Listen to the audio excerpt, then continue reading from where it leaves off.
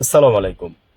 আমরা যেখানে দেশ নিয়ে আগাই যাব সেখানে আছি আমরা মারামারি নিয়ে, গুপ্ত সুপ্ত, তারপরে হচ্ছে এই যে তারপরে হচ্ছে এটসেট্রা এটসেট্রা অনেক কিছু। সেদিন শিশির মুনির ভাই বলছিল যে করাপশন এবং মানে অনেস্টি, এই দুটাকে যদি আমরা একসাথে মিলাইয়া কাজ করতে যাই তাহলে আমরা কোনোদিনই কাজ করতে পারবো না। আমাদের এই জেনারেশনকে আসলে তৈরি হইতে হবে।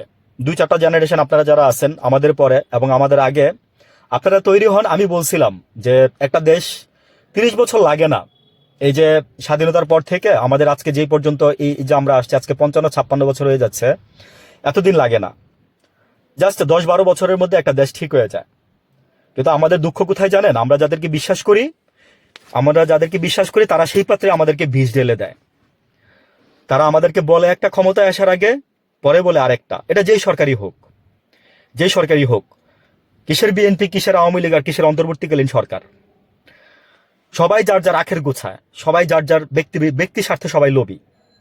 মানে সবাই বলতে আমি তাদেরকে বুঝাচ্ছি আর কি। তবে একটা কথা মনে রাখেন, দেশের 70% থেকে 90% জনগণ ভালো। আওয়ামী লীগের মধ্যে 100 জনের মধ্যে 1000 জনের মধ্যে একজন খারাপ কাজ করছে। বাস্তব সত্যি কথা বলতেছি, একদম জেনে বলতেছি। 1000 জনের মধ্যে একজন খারাপ কাজ করছেন, কিন্তু 1000 জন সাফার করতেছেন আজকে। বিএনপি তো ঠিক তাই ছিল। আমরা বিএনপির জন্য কান্না করছি 17টা বছর। বিএনপি আজকে আমাদেরকে কি দিচ্ছে? বিএনপি তেলের দাম 20 টাকা বাড়াইবেন, আপনি 20 টাকা না, আপনি 30 টাকা বাড়ায় যদি আপনি তখন থেকে যদি তেল দিতেন, তাহলে আজকে মানে অনেক কিছু হয়তো বা সমাধান হয়ে যেত। এই যে আমি হাম নিয়ে বলছি আমার আগের ভিডিওতে, হামের বাচ্চারা আজকে এইভাবে মারা যাচ্ছে, কিন্তু আপনারা কি ঠেকাইতেও পারতেছেন না? হামে টিকা নাই, বুঝলাম, ঠিক আছে, অনেক কিছু, অনেক ভাই, বাহানার তো শেষ নাই, ন্যারেটিভের শেষ নাই। আপনি ন্যারেটিভ 100টা দাঁড় করাইতে পারবেন, আমি 100টা দাঁড় করাইতে পারবো, কিন্তু ন্যারেটিভ দিয়ে আমার লাভ কি? দিন শেষে কি আমার সমস্যার সমাধান হচ্ছে? দিন শেষে কি আমি ভালো থাকতেছি না আপনি ভালো থাকতেছেন? তাহলে ন্যারেটিভ দাঁড় করান কেন?